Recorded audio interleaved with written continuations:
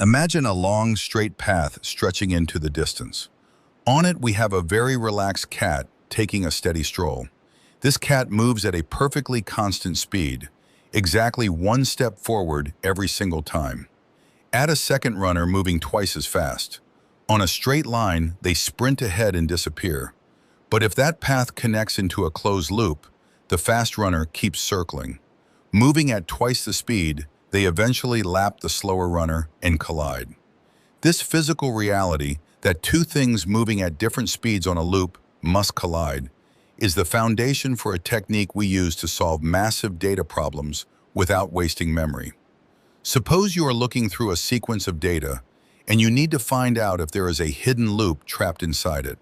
The most intuitive way to solve this is to keep a log, writing down every item you see. Every time you encounter a new item, you check your list. If it's already in your log, you've found a loop. That works for a handful of items. But if you're processing millions of records, that log becomes massive. You eventually run out of space to store it. This creates a major problem.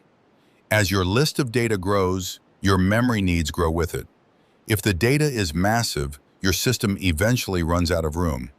So the real challenge is to solve this using a fixed, tiny amount of memory, one that stays the same whether you have 10 items or 10 billion. Without a way to record where you've been, you must stop relying on history and find a way to let the data reveal itself.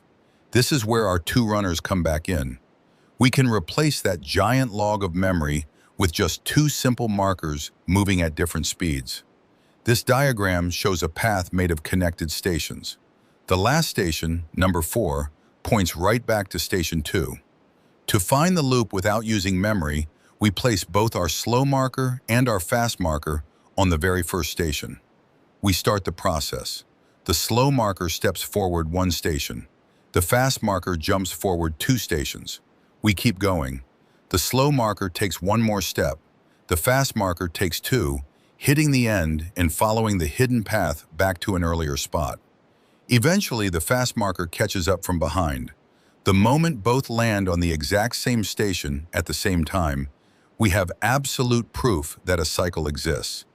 The instructions for the computer are incredibly simple. Instead of building a giant list of history, we just tell one marker to move by 1 and the other to move by 2. By changing how fast we travel through the path, we have completely eliminated the need to store any history in memory. Now let's try this on a harder problem. You have a list of numbers, and you need to find the one that is repeated. The rules are the same. You cannot keep a log of what you have seen, and the memory you use can never grow, no matter how long the list is. Here is a visualization of that flat list. Look closely at the numbers in the boxes. Because every number in this list is guaranteed to be a valid box address, we can treat them as directions. A 2 sitting in the first box isn't just a value, it's an instruction. Go to box number 2. We start at the beginning. The first box holds a 2, so we draw a path straight to position 2. Position 2 holds a 4, so we jump to position 4. Position 4 holds a 3, so we jump to position 3. We use the values to jump through the slots.